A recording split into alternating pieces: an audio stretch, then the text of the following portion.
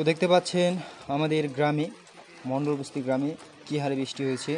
এবং আপনারা সবাই দেখছেন যে খবরে যে দার্জিলিংয়ে যে বিশাল বন্যা হয়েছে, তার ইঙ্গিত, ছোটো মোটো ইঙ্গিত কিন্তু আমাদের গ্রামেও দিচ্ছে যে আপনারাও প্রস্তুত থাকুন, বিপর্যয় আসতে পারে যে কোনো সময়।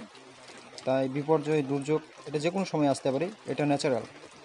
আর আপনাদের প্রস্তুত থাকতে হবে। আপনারা জানেন যে বর্তমান আমাদের এরিয়াতে দুদিন ধরে যে হারে বৃষ্টি হচ্ছে, যে পরিমাণে বৃষ্টি পড়ছে, তাতে একটা ভালো দিক বা লক্ষণ দেখা যাচ্ছে না। তাই আমি আমাদের এরিয়ার এবং আমার লোকেশনের এবং আমার গ্রামের একটি ছোট্ট ভিডিও ফুটেজ আপনাদের সাথে তুলে ধরলাম। তো দেখুন আপনারা নিজেই যে কী পরিমাণে বৃষ্টি হচ্ছে এবং দার্জিলিংয়ের যে বন্যা হয়েছে তার ইঙ্গিত কিন্তু আমরা এখান থেকেই হালকা পাতলা বুঝতে পারছি। কারণ যে হারে বৃষ্টি এদিকে বাড়ছে, তাতে কিন্তু একটা ভালো লক্ষণ দেখা যাচ্ছে না।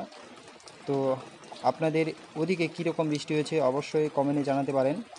আর আমাদের এদিকে প্রচুর পরিমাণে বৃষ্টি হয়েছে এবং একটি ভিডিও আমি বাড়ির তুলে ধরেছি, যেটা বাড়িতে আমাদের এক হাঁটু জল লেগে গেছে। তো আপনারা প্রস্তুত থাকুন, কারণ দুর্যোগ বিপর্যয় কখন আসবে সেটা বলা মুশকিল। এটার মোকাবিলা করার জন্য আপনাকে সবসময় প্রস্তুত থাকতেই হবে। আর এটা একটা বিশাল